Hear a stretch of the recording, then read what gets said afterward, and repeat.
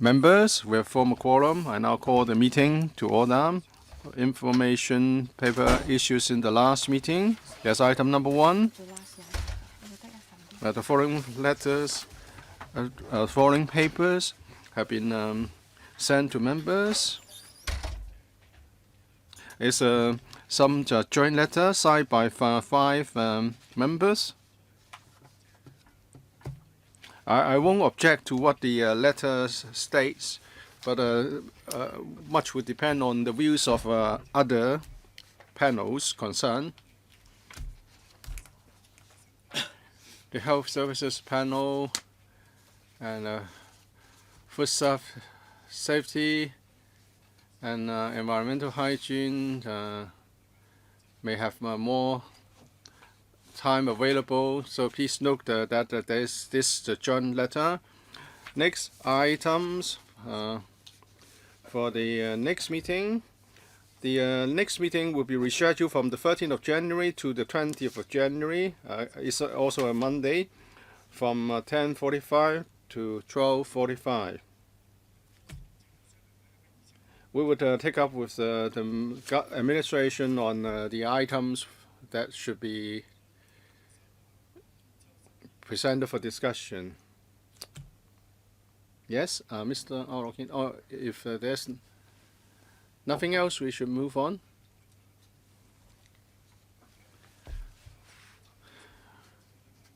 There are 2 items for next meeting. Sports and Recreational Facility Project, Area 103, integrated complex in Mao Shan, pre-construction project, and also reconstruction of Kowloon Chai Swimming Pool and Hoi Fai Road open space at Tai Kok Tsui. Second, the preservation of Hong Kong film heritage by the Hong Kong Film Archives. If members have no comments, then we are going to have 2 items for the next meeting. Matters arising from the meeting on the 3rd of December 2019. Mr. AU Nok-hin, Mr. Luk Chung-hung, and Mr. Chan Chi-chin moved motions in respect of item 4 of the agenda of the last meeting. We didn't have time to handle those motions. The wording of the motion is as set out in the document sent to members before the meeting. Shall we do the next item first?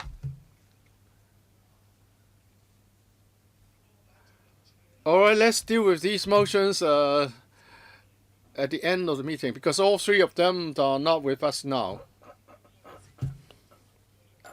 All right, let's have the 4th item first.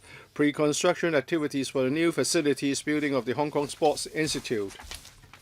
Please invite the officials to join us.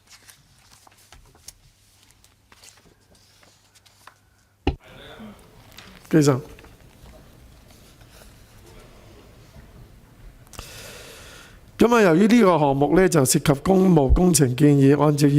is a project item. So may I remind members of the Rule 83A of the ROP. Please disclose the nature of your interest, if you have direct or indirect pecuniary interest, before you speak. Today we have Mr. Lau Guanghua, Secretary for Home Affairs, and also from the Hong Kong Sports Institute, Dr. Teresa Lee, and a number of her colleagues. So over to the Secretary for an introduction of the paper. Thank you.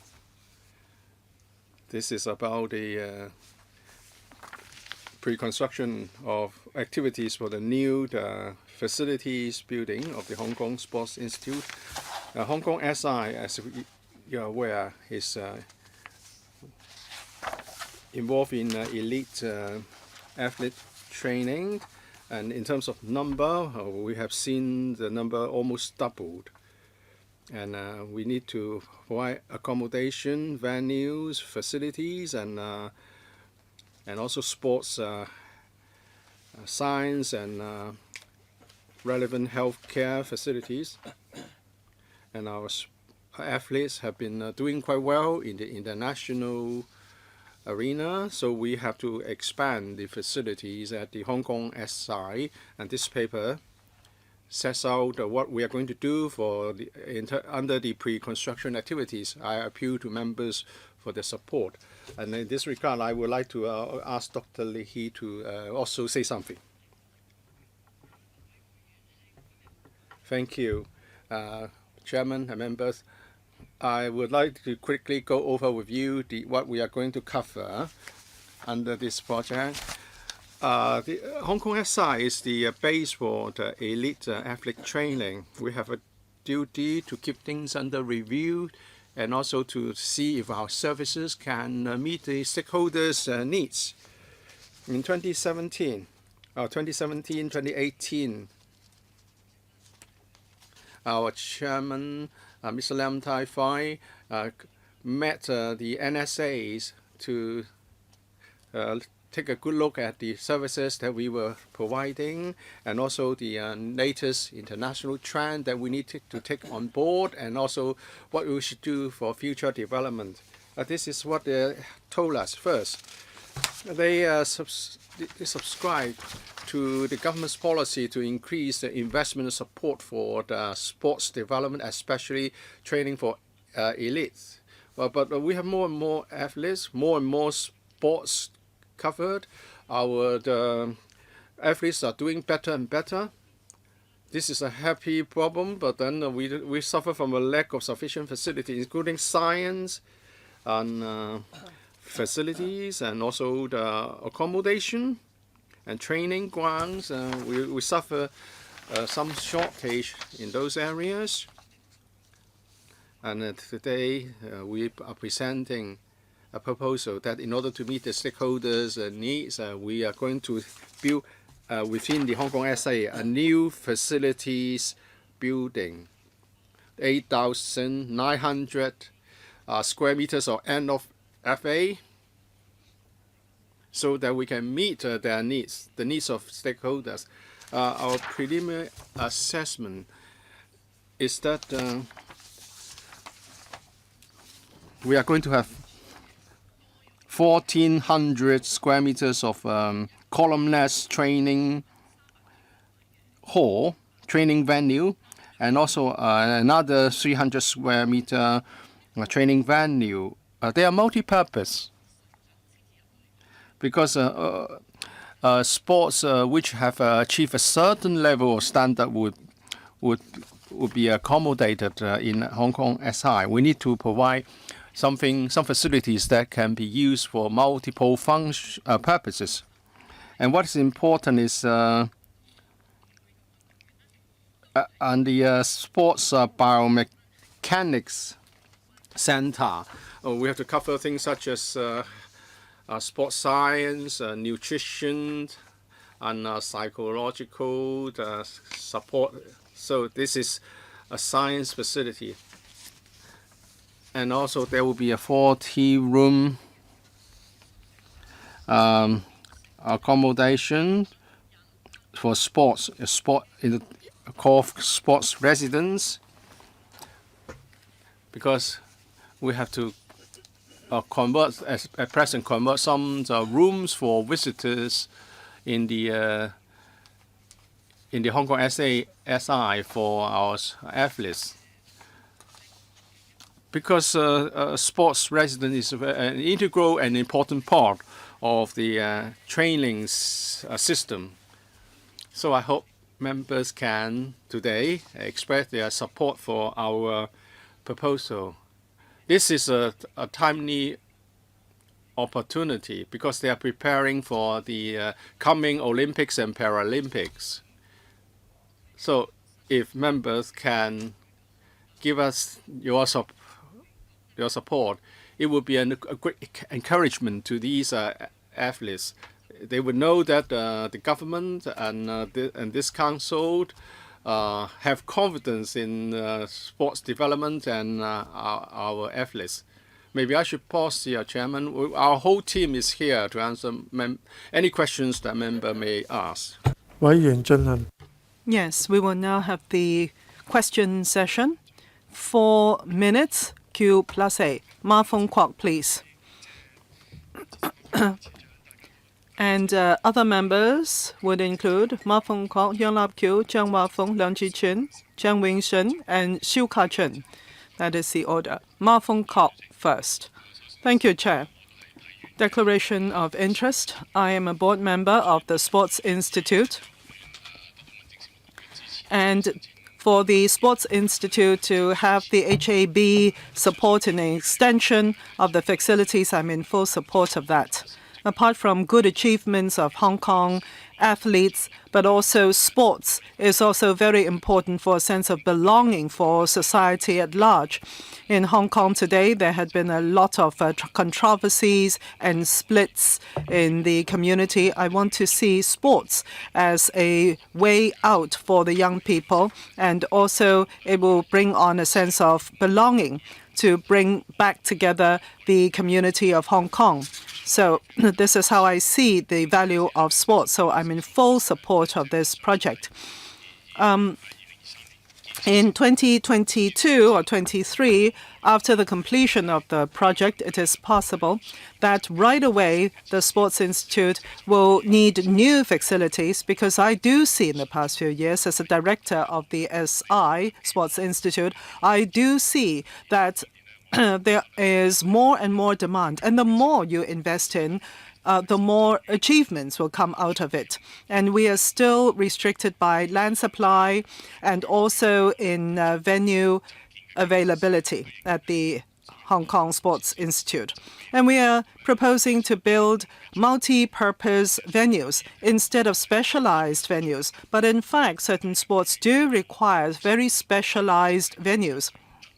And now the plot ratio is almost exhausted for the Sports Institute after this round of extension. So I urge the government in providing extra land in the SI's service to the elite sports.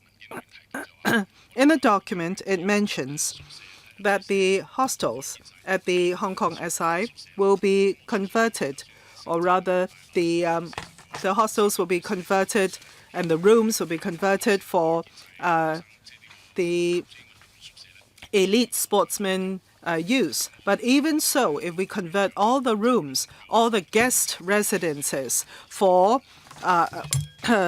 elite sportsmen's use, it will still be insufficient for athletes resident in the Hong Kong SI. Will there be more available rooms, please? Thank you, Chair. Thank you, Mr. Ma, for the question. Right now, we have 412 full-time sportsmen resident in the Hong Kong SI, and there were only 370 rooms originally, and that is the reason why we had to convert some of the guest residences. We have converted 26 of the rooms out of the 74. For some of the hostels, they are actually dual occupancy. We have converted them into 3 occupancy, and those under 18 can share rooms. That's one of the solutions we've come up with. But Mr. Ma would know that given the momentum of development, we may have to think whether we should have more space in constructing new hostels. The importance cannot be overestimated, because if the athletes eat together, train together, and reside together, and they go to school together, they will feel that they have shared experiences. And if they meet with certain problems, they will know that their teammates also share in that kind of experience. And this is very important in the pursuit of their sports. Yong Q. Mr. Chair, I'm looking at paragraph 14 in the document. It says that the estimated cost of pre-construction activities is around 54.7 million. And how much would it be for the total project, please?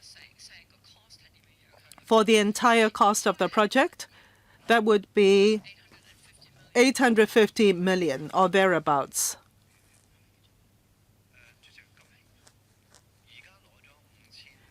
Chair, this is 54.7 million now, and how many times will they come back to us for the rest of the estimated cost? What is the procedure, please? The procedure is as follows, Chair. For the pre-construction activities, we would want to be able to get your support, and then we go to the FC. This would include design and a number of procedures involved for the project. And after that, sometime next year, we would want to come back to the LegCo with specific numbers as to the cost, and we will come back for your views again. Chair, please be specific. I'm looking at paragraph 15. It says the pre-construction activities will commence second quarter of 2020. So that would be directly having to do with the estimated cost now. And then it goes on to say completion is in the third quarter of 2022. Is that the completion of the pre-construction activities or the whole project? 2020 is completion of the entire project. 2022 is completion of the entire project, depending on the progress of the project. Well, I understand there will have to be a host of factors to take into account. Now, as for the remaining 700 million or so, when will they be coming back to the LegCo again? Because this is how I see it. For sports projects, I'm sure many members would agree to and support to that. But now they're coming in a piecemeal manner. Have you thought about expediting the entire project so that the project will be smoother in execution? Mr. Chair, I thank Mr. Young for the support. What we're coming to the LegCo now is for the estimated cost of the pre-construction activities. The 850 million is separate. It is not, this 54.7 million is not part of the 850 million. There will be detailed design later on, which will come to the LegCo, and there will be another consultation with you with the 850 million. I understand. Thank you. Mr. Chair, Shang Wafeng, I'm very much in support of this project for the Hong Kong SI. When I was young, I was an athlete myself, even though I don't do a lot of sports now. And I do see that there is going to be some room vacated with the renovation of complexes, etc. And I do see that this will be completed. The project will be completed in the third quarter of 2022. And so that will be 3 years from now. So in the meantime, for the hostels of the athletes and the training grounds, that would be very deficient. So what do we do in the interim from now till 2022 so that they have the training grounds and the hostels available to them? That's the first question. Second question, I see that this is a 4-story complex. And as we know, Hong Kong's land value is very high. And this is really valuable land that the complex is standing on. Why do we not construct more stories? And as we all know, sports development will be for the long term and it will be great in Hong Kong, and we want to encourage young people to engage in sports and also to show their personal capacities and bring it to the full. So my question is, why can't we have a taller building so as to take into account the future projected increase in athletes? Yes. So the questions is the transition period and also the number of stories for the complex. Thank you, Chair.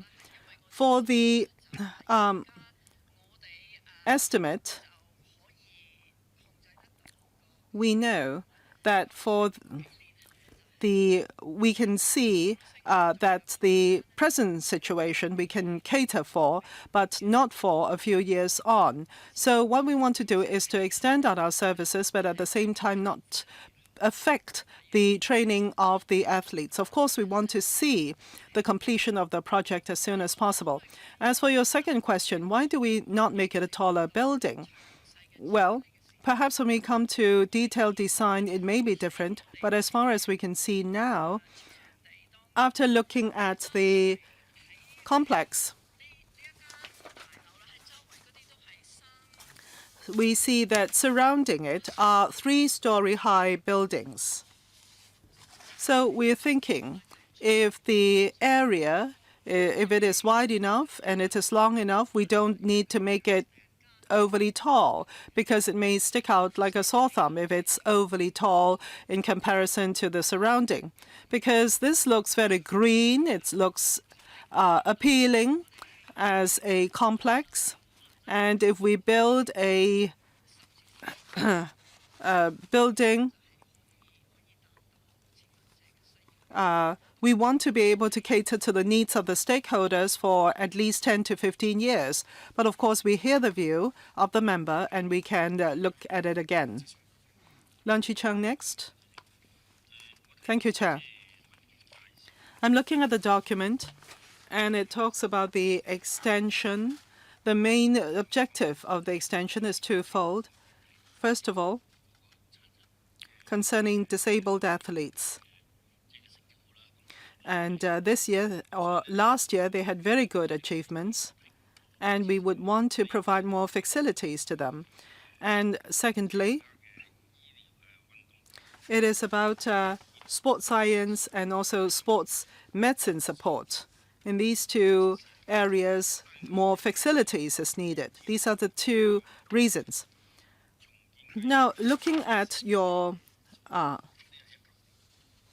project, I see that 2014 you had completed the last round of extension, and yet now you're coming again for another redevelopment project. Of course, that points to the good achievements of our Hong Kong athletes, and there are more elite athletes, and now it's increased from 600 plus to 1,300, so 100% increase or more among the number of elite athletes. I can understand that. And just now you said that, well, you're very optimistic, actually, saying that this whole project will be completed in the third quarter of 2022. I mean, that includes the new sports complex. I mean, can you share experience with the housing department? They take 5 years, even for developed land. So actually, I take it with a pinch of salt about the progress of the completion of your project, really. I would urge you after this meeting, plan for the next 5 years. That is the 5 years after 2025. And that is, where can we provide further extension to the facilities? Rather do that than to come back another 5 years from now and ask for another redevelopment or extension, because I can see a shortage of space right away.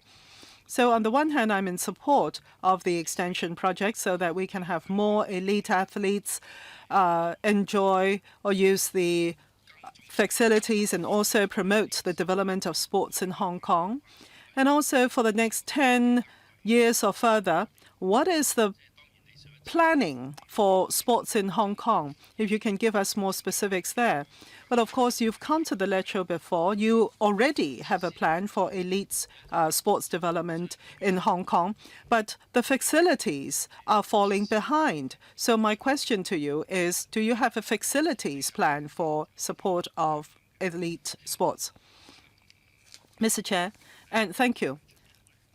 The timetable is truly as you had mentioned. Next year, we will have we will have a specific proposal coming to the lecture again. And for the pre-construction phase, once we have completed that, we will come back with detailed designs with all the relevant information and details, and with the funding, we'll start works as soon as possible. Now, Mr. Lau asked whether even at the point of construction, we already are looking at shortfall of space. Well, actually, we continually review during the process.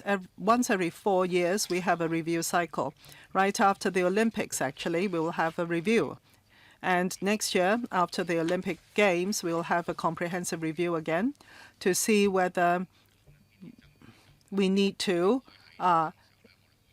include new events or take away certain events, etc. And we will come to the lecture again to listen to your views. So this process is a continuous one. As Mr. Leung has suggested, we will put things under constant monitoring and review, because we do see that our athletes are doing better and better, especially in the Paralympics. We're doing quite well. Mr. Winston Chang, first of all, I want to give my recognition to the good achievement of Hong Kong SI, and our athletes are actually performing quite well internationally, thanks to Hong Kong SA. And you can see that the number of elite sportsmen has increased from 153 in 2007 to 529. And we have seen a fourfold increase for young athletes receiving training from the Hong Kong SA. I support this project. I have visited Hong Kong SI, and I do understand firsthand, personally, that they do suffer from a shortfall of facilities. Even the gym is very congested. And this project is for completion in 2022. I hope Hong Kong SI could set the site further down the road. We want the project to would give us the extra capacity we need for the coming 10, 20, 15 years.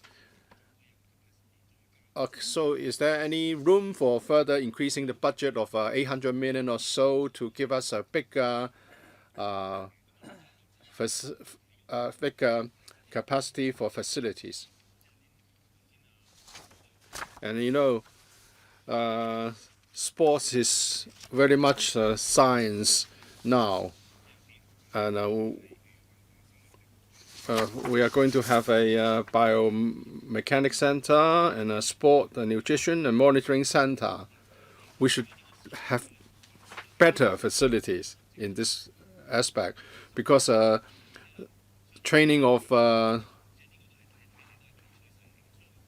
athletes is very much science-based, and accuracy is the key, or capacity is the key. So we should increase our science capacity. I know Australia and the US are very much more advanced than we are. Thank you, Chairman. We agree that sports science and medicine, physical training, nutrition, psychological support, sports psychology support are very important for our athletes. Every year, and after a major sports event, there will be a review. We will sound out the stakeholders to see where facilities should be given, and we'll be tracking the very fast-moving international trend in sports science and medicine. So we may have limited space, but our software is very well advanced. We'll continue to work hard, so we are not lagging behind in terms of software, although hardware is limited. This new facilities building will give us a new scientific conditioning center. It's just 1,000 something square meters. In the future, it will be a size of 3,250 square meters with a very high headroom. This old facility we have was built in 1982. In the future, the headroom will be higher. There will be no column, and I believe that will help us with training. But of course, when we proceed to detailed design, we'll continue to take things up with stakeholders in the discussion. Mr. Siu Ka-chun, well, this case of Hong Kong SI has given us an opportunity to share some common ground. I also was an athlete. I also once received training as a young athlete in badminton. It was back in 1980s. So I support this project, but I have a concern and I have a question. Now the social atmosphere is rather unstable. Some members said that they would like to punish university students, and therefore they withdrew their support for some university campus projects. Although some would argue that sports should not be mingled up with politics. On the 29th of July, the 50-odd athletes jointly signed a petition to ask the government to respond to the 5 demands of the activists. I wonder whether some members here may think that these athletes should be punished and therefore that they should not support this project. We know that all around the world, sports is very much related to scientific innovation and support. In the past, when our Hong Kong team participate in the Winter Olympics, the athletes once complained that the SF and OC refused to send a doctor to go with them. And are we going to have a psychologist stationed in the Hong Kong SA? Do they get separate consultation rooms for giving the service? Because sports psychology is very important. Chief Executive of Hong Kong SI. Let me say something about sports medicine and sports psychology. Well, I'm a sports psychologist myself, so I understand the importance. So definitely, we are going to have 5 sports psychologists, and each one will be housed in individual rooms, and there were conference rooms, and they will be going out with our athletes. They won't just be doing their job in the Hong Kong SI. When we consider the Olympic Games, how many people can we send with our team? It's a matter for the IOC. If you have this number of athletes, then you are allowed to also send a certain number of doctors and physiotherapists. And of course, with the support of the SAR government for the coming Tokyo Olympic Games,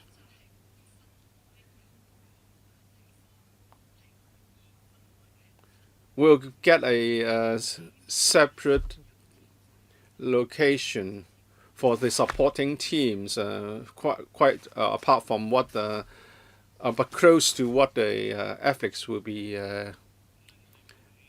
accommodated. Near the athletes village, we are going to set up a support center. We have nutrition, experts on nutrition and biomechanics and physiotherapies and so on to help our athletes. Mr. AU Nok-hin, give me a second. I have a few questions. First of all, you're going to construct a new building. Why do you need to get to do some pre-construction activities first? Why can't you just proceed to the construction right away? Of course, with a new building, we want to. The main purpose is to provide more services to the athletes. Will all the service capacity be taken up by Hong Kong SI, the elite athletes? If not, can some other athletes have access to your services if there's a spare capacity? And I'm talking about not elite athletes, but they may be also members of other sports of Hong Kong team. For the first question, well, why do we need to have pre-construction activities? And it's just like other projects. We need to do some design, and then we would submit another application for the actual project itself. Thank you, Chairman. Thank you for your questions, Mr. Ngao. The facilities will be for elite athletes. The usage rate is 80%. And we have to allow for some maintenance time.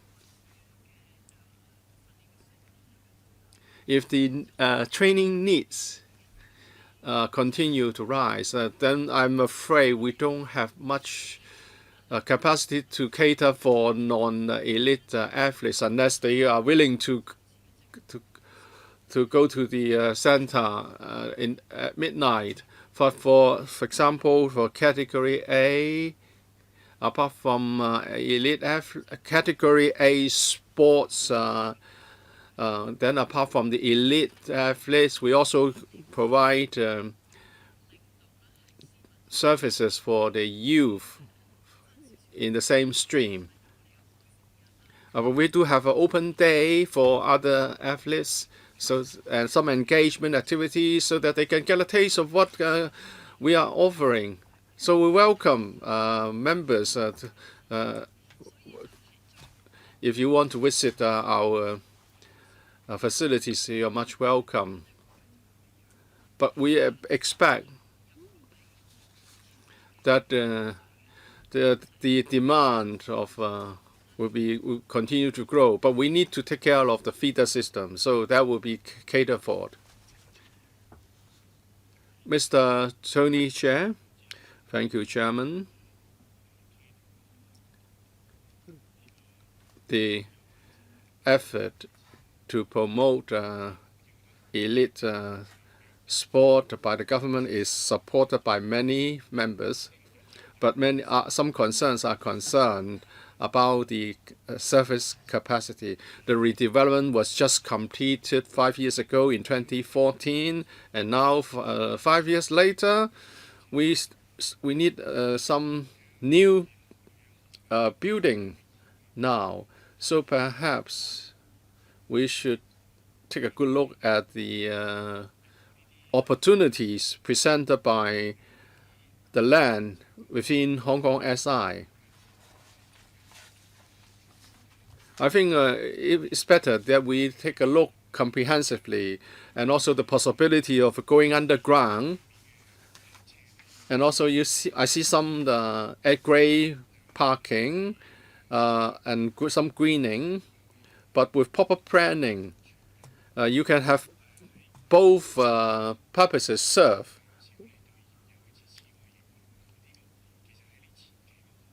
And also, can you take a longer view under the pre-construction activities, or do your planning in a more structured manner? And in the future, when you need more facilities, you have something to fall back on. Maybe you should provide a bigger reserve to facilitate future planning. And for this funding request, first of all, it's for the new building, the multi-purpose building, and there are some also modification work.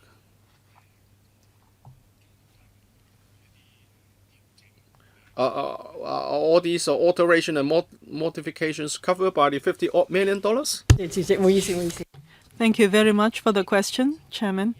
Now, thank you very much. We very much agree with you, this member. And we would very much want to look at the entire complex holistically. As for the early stage of work, as mentioned just now, that would include the new complex, as we can see over there. And for the complex, this is renovation work. And it is possible that when we come to the detailed design stage, we may include the ground investigation, etc. I mean, at this point, we haven't done that yet. Chair, we were talking about the renovation project, and this 50 million does not include the complex. Even though we're talking about the new sports complex, but what I'm saying is if we need to make further extension to the complex in the future, the at-grade parking, for instance, or some of the other facilities can be put underground, parking and other facilities. And if it's not excavated very deep, these basements, it is fine. It is quite doable. Land is really precious. So what I urge you to do is to, while you're planning, and you have some 2 years to plan for the pre-construction phase, why don't you be more holistic and forward-looking? Right. Perhaps you can go back and think about this, and at the Public Works Committee, you can provide more information. Yes. Chair, we've done very well in Hong Kong among the elite sportsmen, and I am in support of the government in providing more resources to the Hong Kong Sports Institute. And we're talking about the new facilities building of the Hong Kong Sports Institute, and also the hostel, etc. And hardware, of course, is very important. But I do see the trend internationally is in data analysis and also in technology. And this is where they compete. Big data analysis in terms of preparation of our athletes, and also working with the universities to track the physical performance of the athletes, and even their outerwear, for instance, their shoes, their socks even, to lower the chance of sustaining injuries at competitions. Those are important too, and those have to do with science and technology. So my question is, in using science and technology in preparing the athletes for competitions, what is the situation and what is the role of the government? And in this new facilities building, does it cater for this? Chair, the role of the government is very clear. In 2011-12 financial year, there had been this elite sportsman fund or elite athletes fund set up, and it had been our operating cost ever since. I want to point out, since the inception of the fund, the operation of the Hong Kong SI had become stable, and we were able to do forward and long-term planning. And this is the reason why the athletes are doing so well. And another reason is because of our science and R&D. Dr. So is responsible for this. Perhaps he can give us more details? Yes, Chair. The Hong Kong SI, together with the government, science and technology establishments, and also the universities, we've been working together to support our athletes. For the Institute on Textiles and Apparels, we have been working with them to support our rowing team. And also for the wind tunnel department or lab of the Hong Kong U, we have been working with them to work together on the cycling of the Hong Kong UST. We have been working together for our cycling team on the wind force. And if you see from our recent competitions, we have not made this public yet, but we can see that the clothing have been specially designed for this purpose.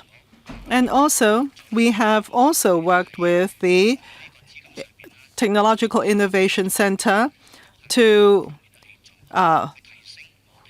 we've been working with them to enhance the performance of our athletes with utilization of science and technology.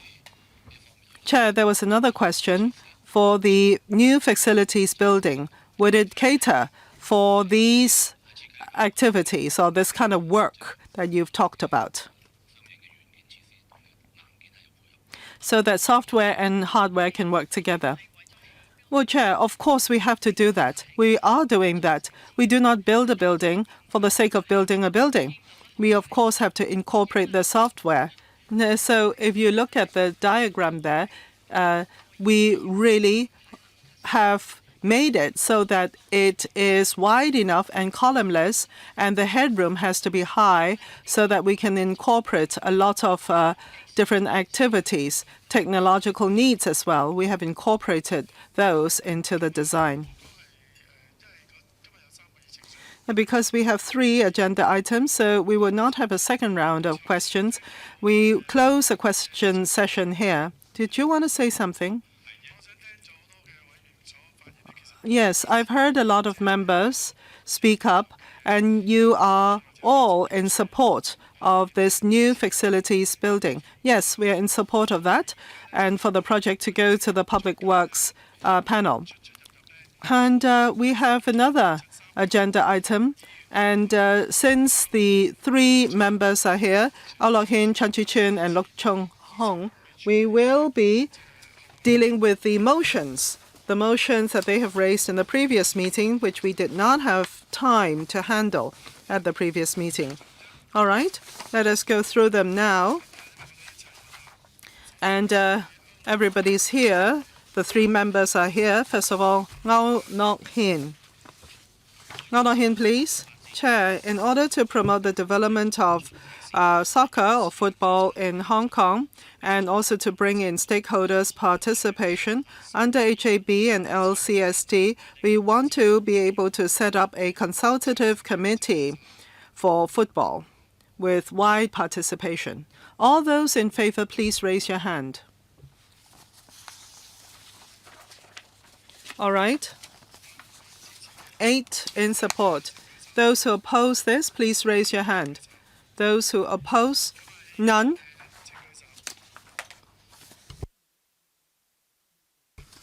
Any abstention? 8 for, and in support of the motion. All right, no abstention. So this was after the deposition for football. We had these motions raised at the meeting, but at the time we did not have the time within the meeting to handle these motions. So we're handling them now. The next one from Luk Chung-hong. Yes, I'm glad I have some time. And this is a motion to promote soccer or football development through tax concessions. We see around the world that there is a lot of development in football, and the commercial sector's participation is important, but we do see that there is a lack of incentives in this area, and therefore we urge the government to provide tax-free concessions for the business sector in supporting football as a sports in its development. Those in favor, please raise your hand. Those in favor, please raise your hand. 11. Everybody's in favor. Any objections? No objections, no abstentions. All in favor. All right, this motion is also passed. The last one, Mr. Chan Chi-chun. Thank you, Chair. Mine is very simple, and that is the administration looks into, and I mean looks into or studies, the legalization of gambling for local soccer matches, and the proceeds will be used for local soccer development. All those in favor, please raise your hand.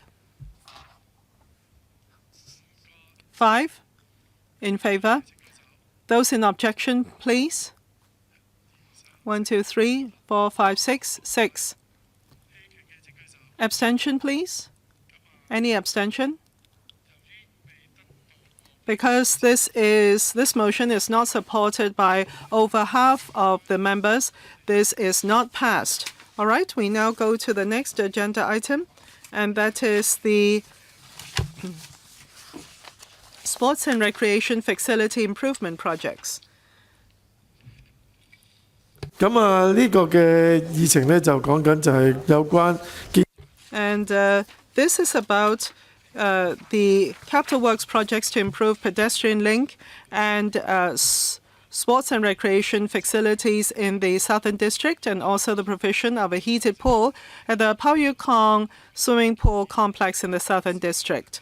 According to 83A of our rules, those who have pecuniary interest in the projects, direct or indirect, please disclose your interest at the beginning of this meeting.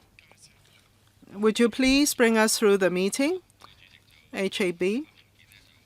Mr. Lau. Chair, this is a very straightforward paper, but it is very important as projects for the Southern District, and they've been waiting for a very long time. One is the construction of a footbridge with lift tower to connect the Ablai Chau Wind Tower Park and the Ablai Chau Estate to facilitate the aged and pedestrians in their usage. The next one is the provision of heated pool at the Pao Yu Kong swimming pool. Among the 18 districts, only the Southern District does not have a heated pool, and therefore we are proposing the provision of a heated pool at the existing Pao Yu Kong swimming pool complex. And the Southern District people are very much waiting for these projects to be completed.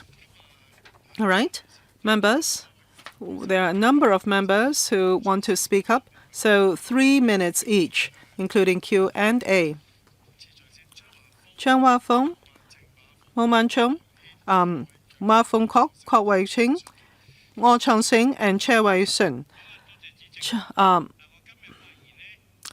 Well, yes, Mr. Chair, in speaking up, I'm not trying to ask questions concerning these two projects, but rather the government, in providing paper to us, perhaps they are too conscious of conservation.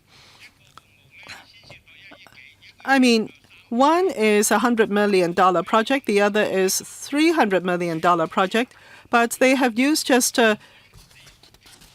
2 pieces of A4 paper and a couple of diagrams to come to us for this proposal. And this seems to be too superficial, allowing us insufficient basis to study these two projects. So I think for members to consider whether they want to support a project, first of all, we have to consider whether it is necessary, whether it can really benefit the people, and also the projects in terms of their pricing will have to be reasonable. And further, perhaps more information can be provided to us so that we don't have to wait till the stage of PWSD panel and also the Finance Committee before we get that information. So if you have the further information, please do provide them to us so that we can provide you the support at this stage. And when you go to the Public Works and also the Finance Committee, it will be more complete. Mr. Lau. Chair, now if Mr. Zhang had also read the attachment Annex 1, Annex 1 gives you all, or Enclosure 1. Enclosure 1 gives you a lot more detail, and also there are 6 diagrams. And that would include the diagrams for the park and also for the swimming pool and the lift. Of course, these are more preliminary design diagrams, but if you are in support of our proposal, at a later stage we will have more detailed information to propose to you. But this is at least a first step. This is a first step we're taking in taking this up to the panel here. And we are also including Annex 1 and 2, and together that's over 6 pages.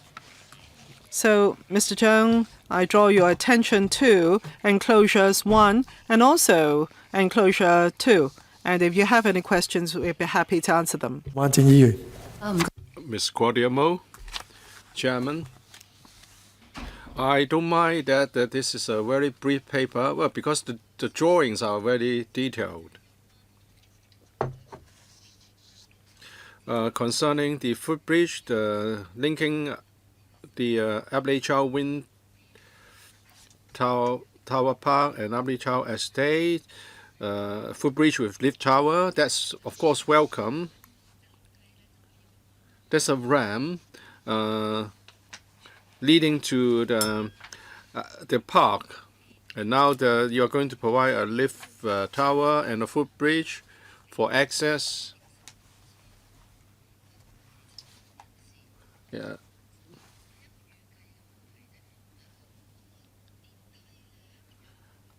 So you expect people may be using the ramp, pushing carts or people on wheelchair. If the lift is not working, does it mean that people on wheelchair will have no access? And these two projects have been mooted for a long time, and it's taken so long for the projects to come our way. Actually, for the footbridge project, it was first proposed in 2013, some 6 years ago. Well, is this a problem with red tape? And are we sure that this project will certainly go forward? And also for the heated pool for the Southern District, of course, and we need to provide Southern District with the heated pool because it's at present the only district without a heated pool. Well, you know that many government projects are competing for the same pool of resources. So once these projects are presented for members' consideration, they will definitely be taken forward. For this footbridge with the lift tower, there will be 2 lifts. Both lifts would comply with barrier-free access and can be used by wheelchair users. Mr. Ma Fung Kwok, in 2017, the government earmarked 2.6 or $2.6 billion to upgrade and improve 26 facilities. Have all these been completed or within the original timetable? We did promise to improve 26 facilities. We have completed 10. This one before you is the 11th. We promised to do all those in 5 years. When would the time up? Well, it starts to run 2017. It's up to 2022. So you would present all those projects to this council by 2022. Mr. AU Nok-hin, the residents of the Southern District have been waiting for these to be completed for a long time. We'd like this is approved and construction to commence right away. But I do want to say something about the projects themselves. Such, for example, for the heated pool at the Pao Yok Kong swimming pool complex. we are concerned whether the work site will be located at Someone Road, because during the morning peak hours, the traffic is busy. If the ingress and egress of the work site is not facing Someone Road, it will be better. And we're also concerned about the height of the heated pool. Do you have to do this? Do you have to locate the heated pool at such a location? Because we do want to see the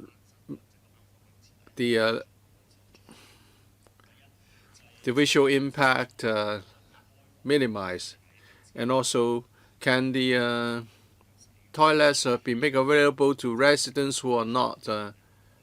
I think I'm talking about someone around about open space, and also make the best use of the open space within the swimming pool for mobile library trucks, etc. And also there are some upper ground space at the swimming pool.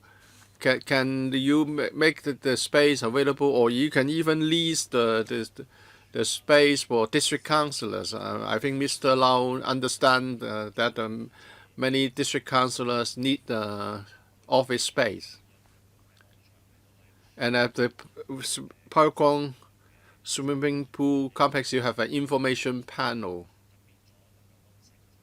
I hope that you will allow more community participation in the use of that panel. And can you do some traffic arrangement? For example, you can do more setback to allow better vehicular access, because there are vehicles doing some U-turn there. If you can set back the side area, it will improve road traffic. ASD. First of all, during the construction period, where would the construction vehicles enter the site? It's not at Someone Road. And also the pool has a depth of 1.1 meter to 1.4 meters. As for the use of the surplus space in the swimming pool, I will defer to my colleague from the LCSD. Thank you, Chairman. We were talking about the height or depth.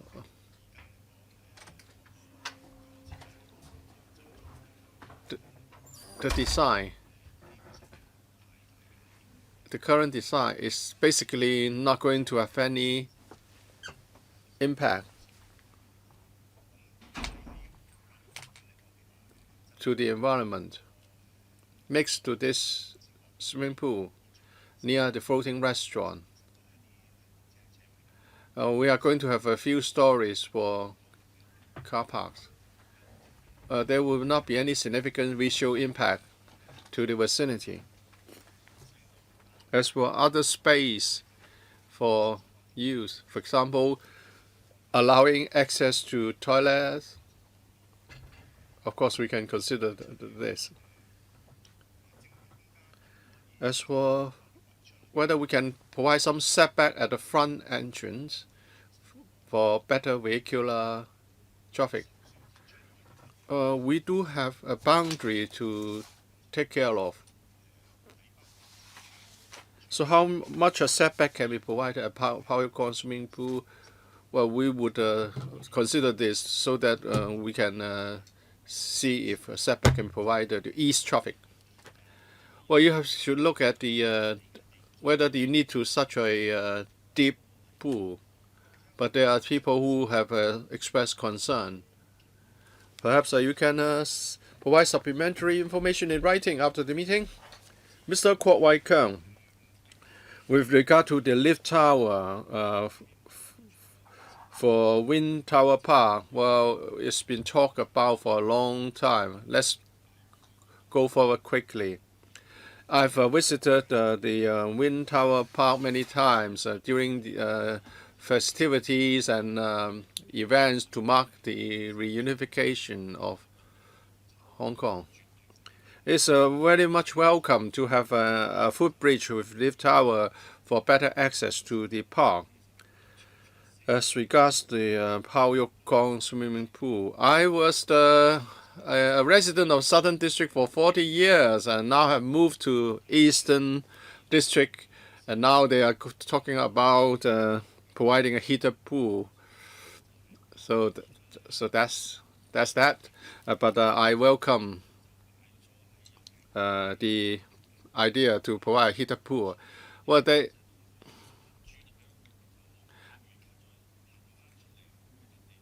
Well, there is a facility of the MTR there, but the location is not convenient to use. I hope in the future a Pao Yok Kong swimming pool, or you have that concession machine. But the department will have to do something to accommodate this, something covered, and with power supply, that will be good enough. But that's just a convenience for local residents so that they don't have to make a detour to access the concession station. Next, Mr. Wilson Orr. This project has my full support. The resident of the Southern District has been looking forward to this for a long time. I have a question for the Secretary and for the ASD. We know that you are going to go to the PWSC and then to the FC within the duration of this term. The cost of the footbridge is 1.12 million, and for the heated pool, 357 billion for completion in 2024. But as things stand in this council, if you cannot get a slot to get PWSC and FC approval within this term, how much impact would that be to the cost? And what about the timetable? As for the heated pool, my personal experience that the temperature is not stable. For example, let's look, for example, at Lam Tin, there's a heated pool. Can you adopt some new technology to resolve the problem of unstable temperature in the pool? Of course, we very much like to secure FC's approval as soon as possible. So if you give us the support today, we'll proceed as quickly as we can. But ultimately, it's up to members. I hope members would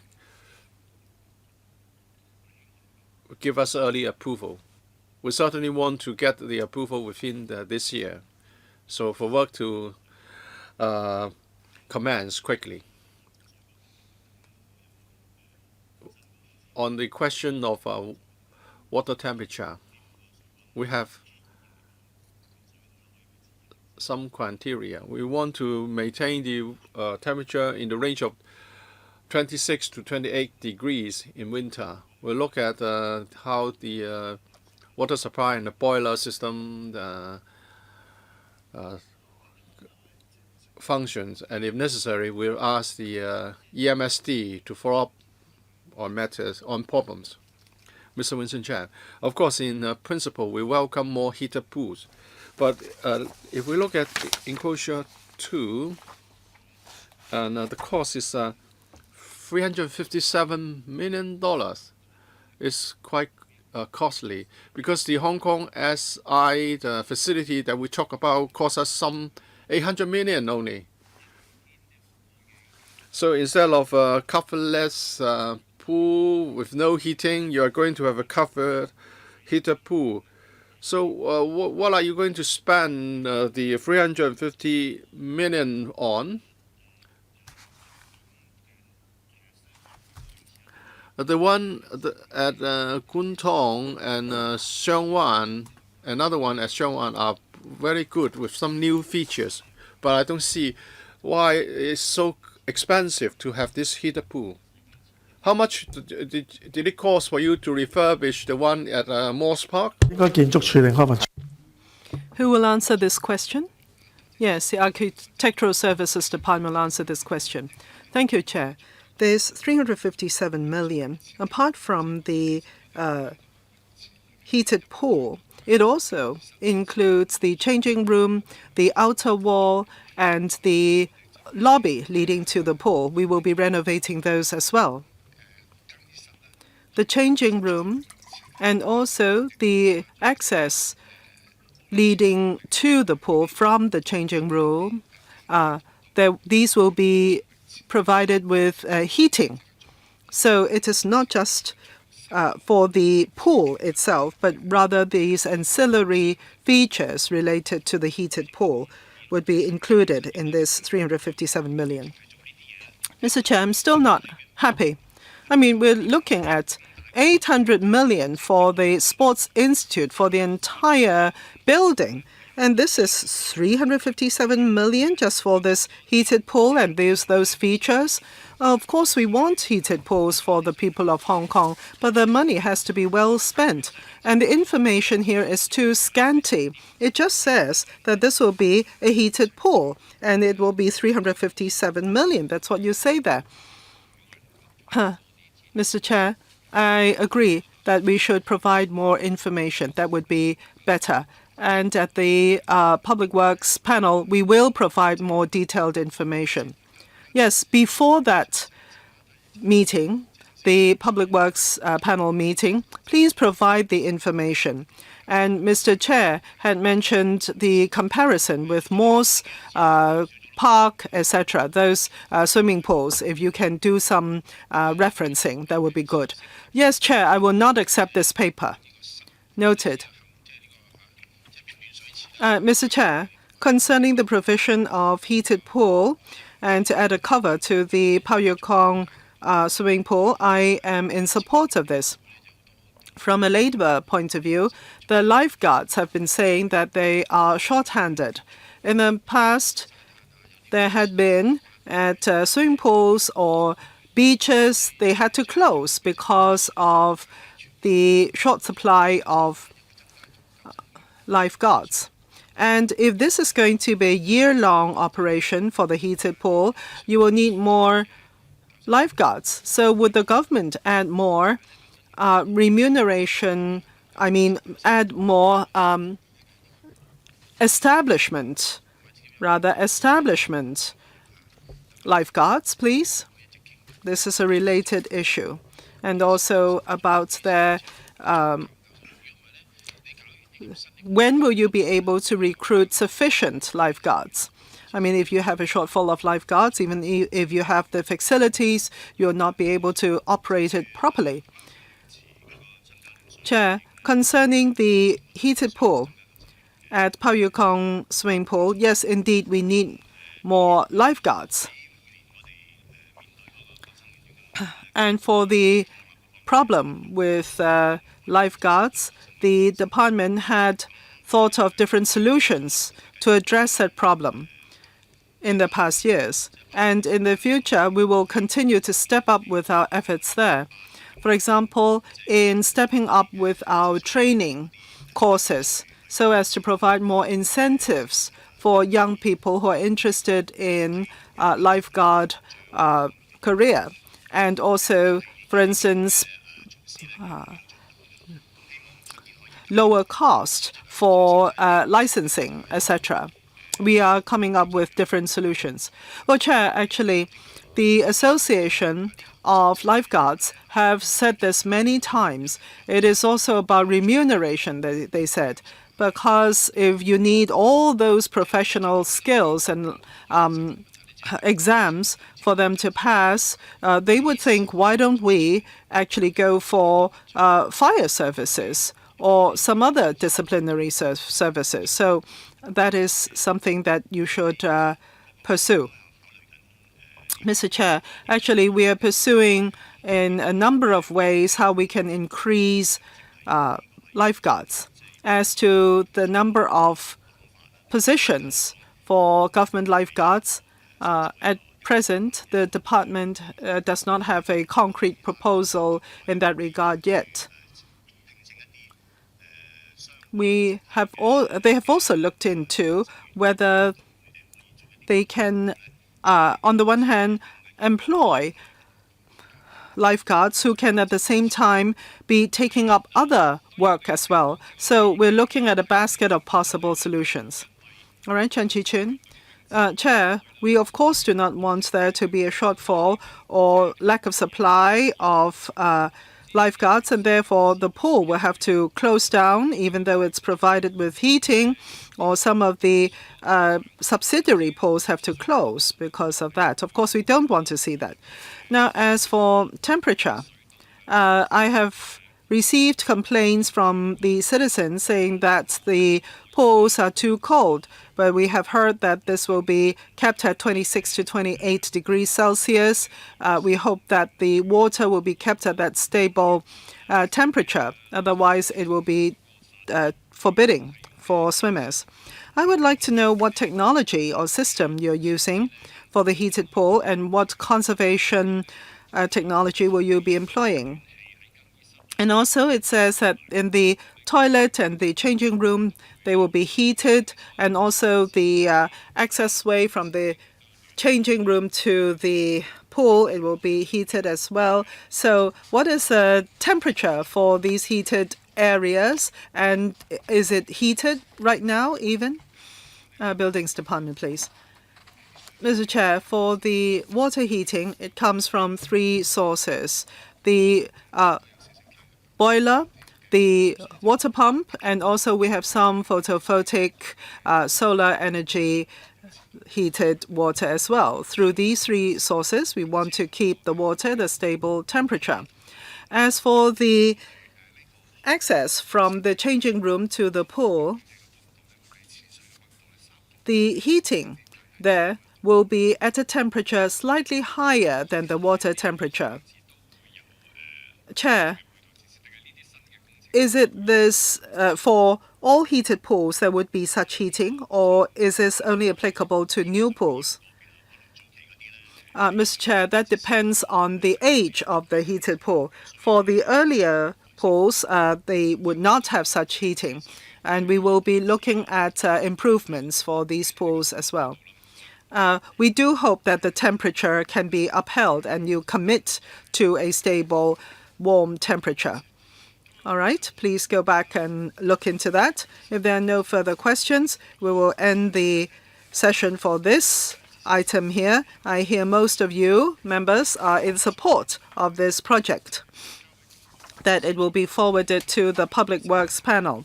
So that will be that. Next, our next agenda item would be on the pre-construction activities for the expansion of the Hong Kong Science Museum and the Museum of History.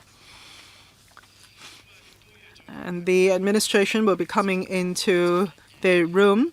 And according to 83A of our rules, if there is any direct or indirect pecuniary interest in this project, would you please disclose your interest here?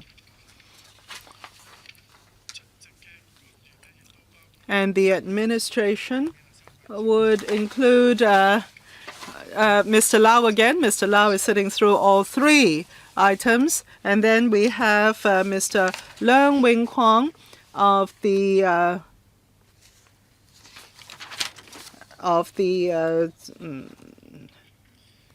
LCSD, as well as other colleagues from the LCSD and also the Home Affairs. Thank you. Please bring us through the paper, Mr. Lau. Right. For the sports facilities and for recreation facilities as well as cultural facilities, the Home Affairs is putting in efforts to enhance them. And this item is about the rather aged Hong Kong Science Museum and the Museum of History. The Science Museum in particular, every year the visitors number over 1 million. It is very much very popular, but you would notice that in part it is a little bit old in terms of its facilities and also constricted in terms of space. In the schools, we are promoting STEM education. We would want to therefore allow more young people and students to be able to showcase their works at the Science Museum. This is to promote the STEM education in Hong Kong. And space is important, and therefore the extension is necessary. The other one is the Hong Kong Museum of History. It was completed in 1998, and there had been different exhibitions there, and they have been very popular. But for international standards, it would be a little bit too low in ceiling and also too constricted in space. And some of the major or large-scale exhibitions, we were not able to stage them here.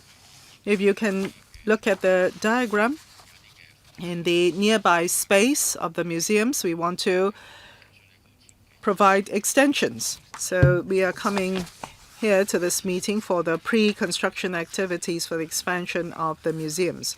And if we have your blessings, we will be coming back with the details. Yes. Members, questions? Chair Wei-chun, Chen Wing-shun, AU Nok-hin, Luk Chung-hong, Young Hok-kyu. Anybody else who would want to ask questions? Yes, would you please raise your hand? And then I will calculate the time. We want to finish our meeting at 6:30. 6 members, 4 minutes each, including Q&A. Chair Wen-chun, please. Thank you, Chair.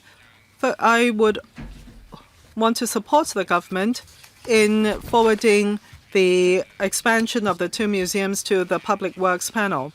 As Mr. Lau had mentioned, these 2 museums have been completed some time ago, and the extension is part of the plan for these 2 museums.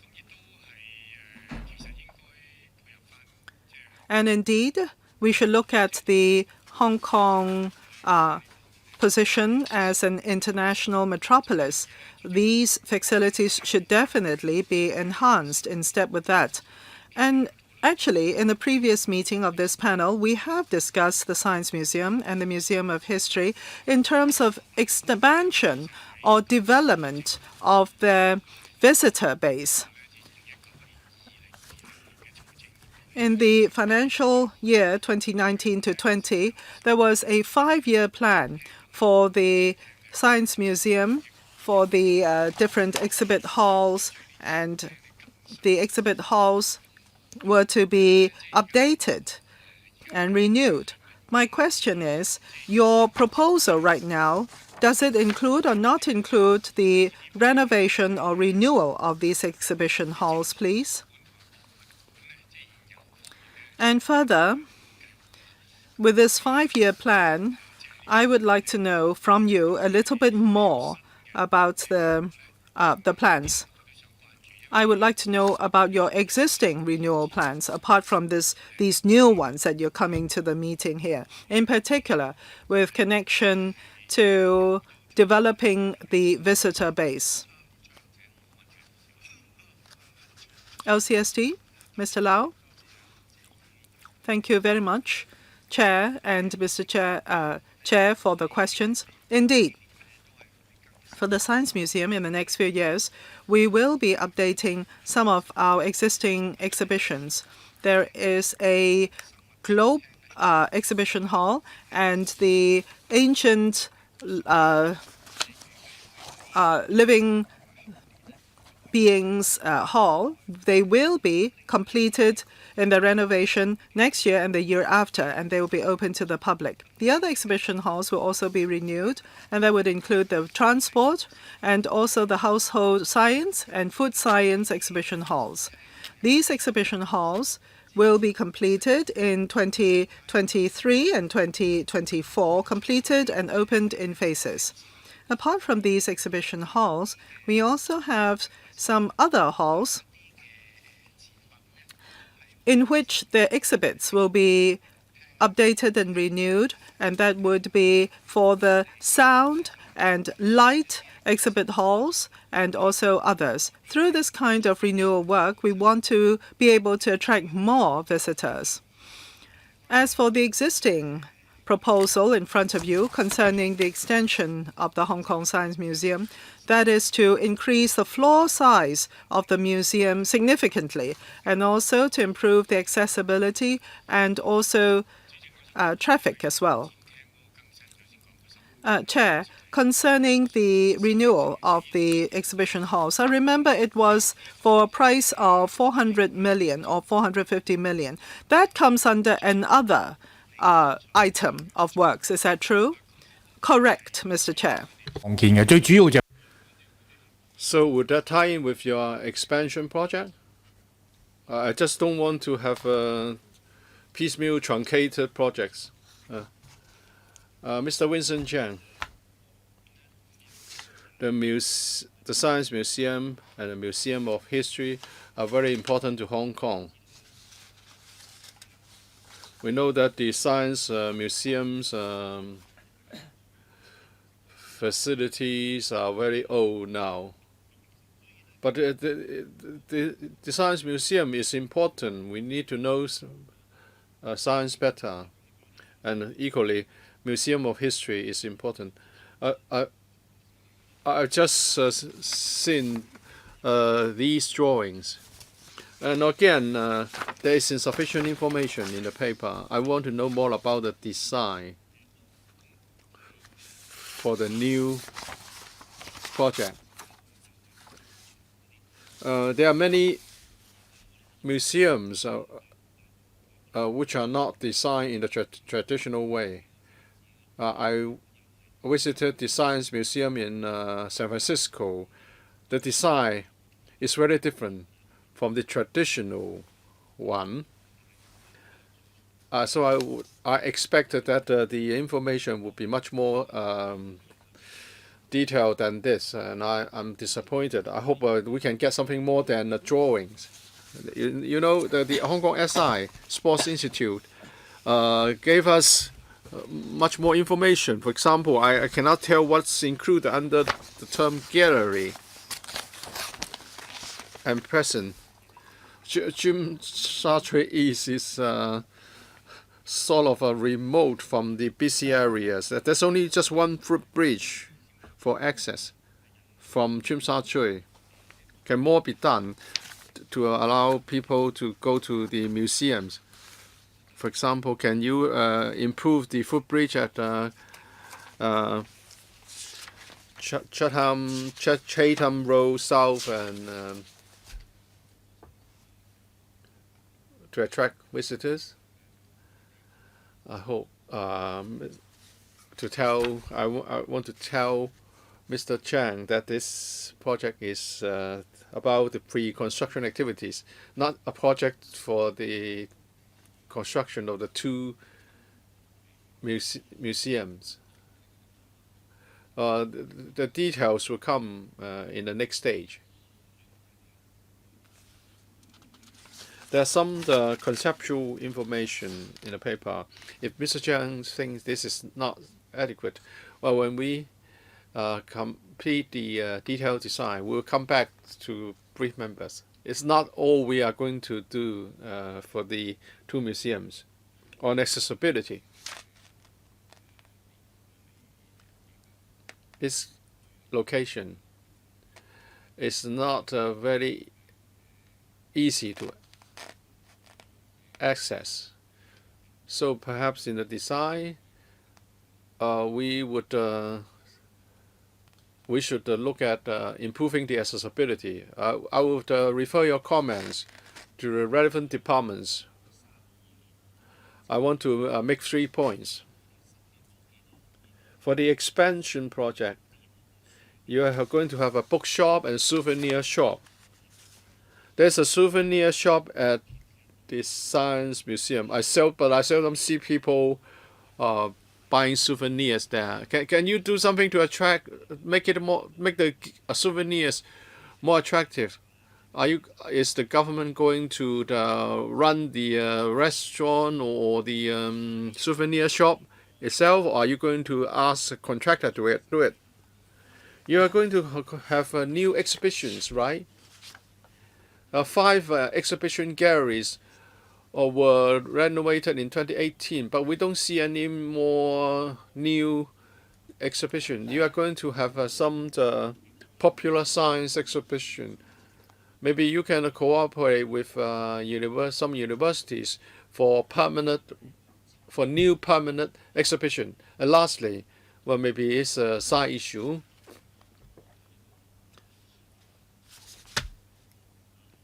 You know, there's some police officers enter the museum history, and a staff member there was charged with obstructing police officers.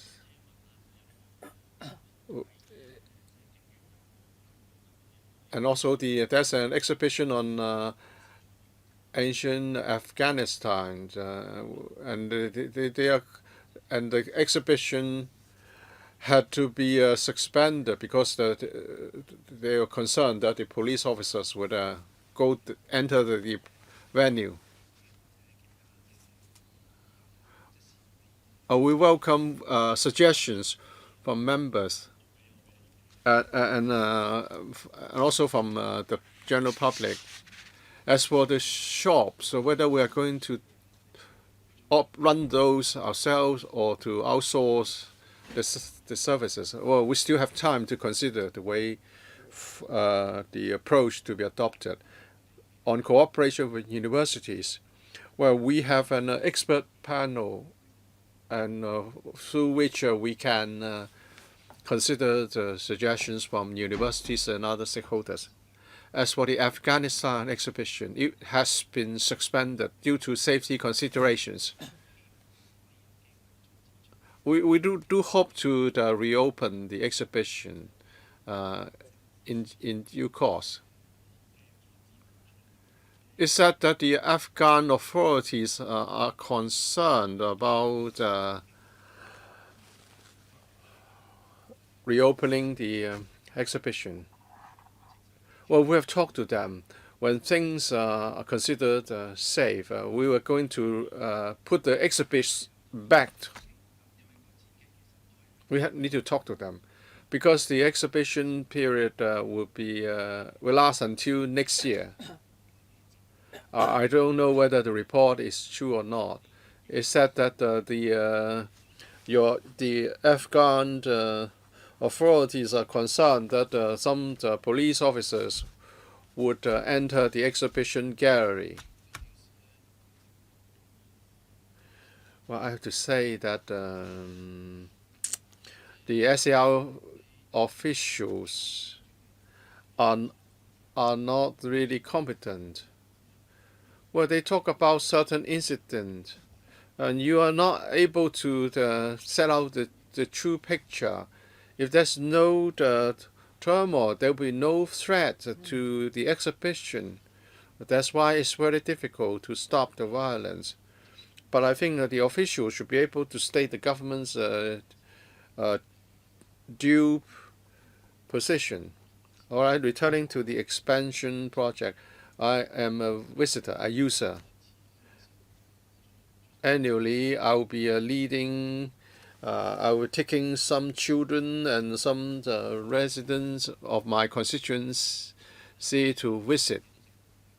And once you have been there for a few times, you can almost do the guided tour yourself. You sort of know the exhibits very well.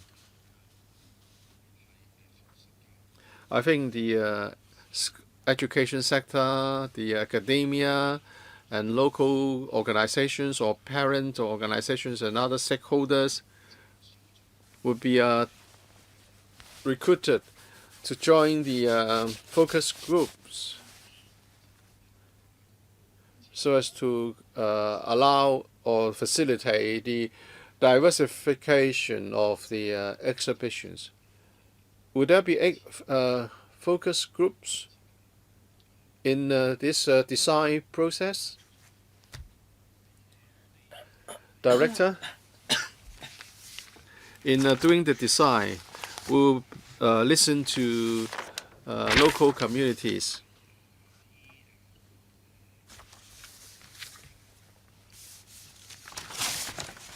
When we work out the detailed plan, we would implement the proposal to have some focus groups. Mr. Alvin Young, it's a question about money. Paragraph 13.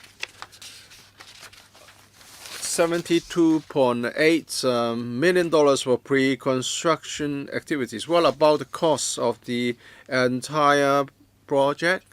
If it's going to be incurred today, Secretary, well, we don't have an cost figure because it's complicated and would involve many aspects.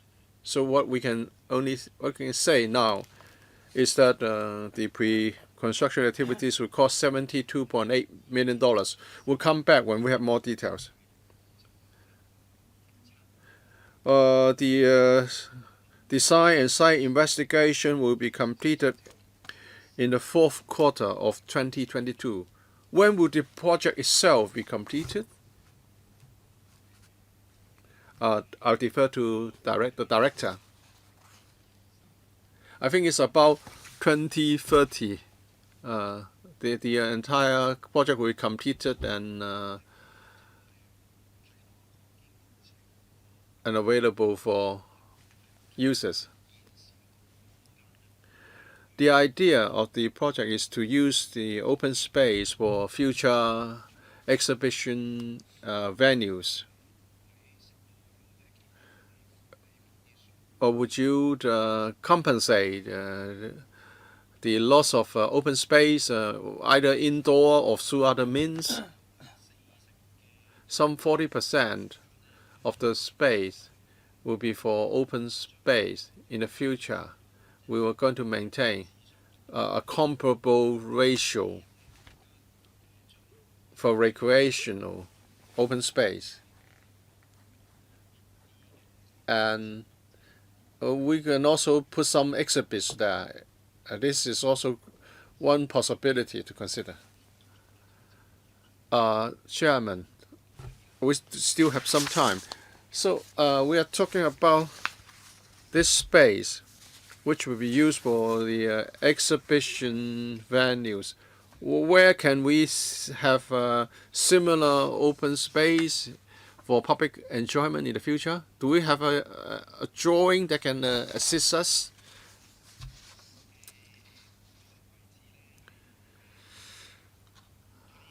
There is a staircase leading to the upper levels.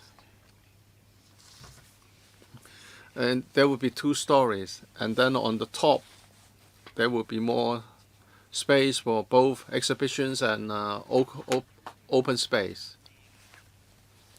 And accessibility will be improved through a footbridge and pedestrian facilities.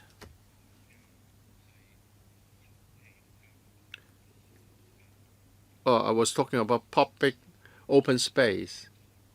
That is space, outdoor space that can be enjoyed by the public who are not paid visitors to the museum. Are we talking about the same thing, Director? You can see in this drawing that there are space which people can use without entering the museums. But the final design will only be finalized after the pre-construction activities have been completed. I hope the same size of open space should be made available. I believe they have noted this. Mr. Siu Ka-chun, I have a simple question. It's about money. The other is about the fee charging policy. I know the permanent exhibition of the Museum of History is free. This is good. But for Science Museum, a charge is made on crowd control policy basis. Would there be any change to the charging policy after the project is completed? Will some charges be waived, or will new charges be imposed in some cases? On the Museum of History, I've been concerned about an issue, that is the Hong Kong story, which only touch in a very minor way how Hong Kong came about. For example, plagues that had happened during colonial rule time, or 1967 riots having significant impact on public policy, all these were lightly mentioned only in the exhibition. And also there were other events with political ramifications. For example, the urban council, the district councils, etc. But in the story of Hong Kong, in the Museum of History, you can only find this information on the screen. I do not know whether this was inadvertent or whether it was after careful thinking. Why were these very major events in the history of Hong Kong been so lightly mentioned? Why were they not displayed more significantly? And therefore, my question, I hope that this renovation of the or extension of the Museum of History would not affect the actuality or the presentation of certain facts of the history of Hong Kong. Mr. Chair, perhaps this is not exactly related to the expansion of the museum, but we are indeed renewing the Story of Hong Kong exhibition. And the Story of Hong Kong, where it is displayed, is rather traditional in its presentation method. And a lot of events or incidents were not included in the exhibition. In the future, we would want to allow more space to present on events which were decisive in the development of Hong Kong's history. So on the one hand, we have the Hong Kong Story exhibit hall or gallery, which relays the story of the development of Hong Kong. And in another part of the gallery, we would want to focus on certain historic incidents of Hong Kong. And hopefully through this, we will be able to relay the story of Hong Kong much fuller. Chair, I have a technical question because we do have a bit of time. A lot of secondary schools would go to these galleries to do projects. And how would you handle the visits of students during the renovation period? Mr. Chair, we will have a concentrated or a summarized exhibition for the story of Hong Kong to facilitate learning. Helena Wong. Chair, I'm not a member of this panel, but I am very interested in the two museums. As Mr. Xu had mentioned, I do hope that the story of Hong Kong would have a renewed version and also a continued version. In fact, after the point of time of the return of sovereignty, there had not been any further information for that exhibition. Well, I hope that there can be some further information and for the Science Museum and also for the Museum of History, set some themes for the exhibitions. For the Museum of History, because it is about Hong Kong and the history of Hong Kong is a major part of the theme of the Museum of History. But for the Science Museum, I do not know. I'm looking at paragraph 12 in your document. Are you talking about showcasing more cutting-edge technology and innovations of the country, of China, or about Hong Kong? Do you have a balance between the two? What is the positioning, please? Thank you for the questions. For science, it does not have any boundaries. We would want to present human innovation in the realm of science so that we were able to shed light on these for the students of Hong Kong so that they can be more interested in science. So apart from the over 10 galleries, whether it is natural science or applied science, we would also want to provide space for the young people of Hong Kong to do some exploration and learning through experience. And hopefully, with more space, overseas and also mainland technology or new scientific and technological developments can also be showcased here. So you're saying overseas as well as China developments? Yes, that's right. All right, another question on accessibility.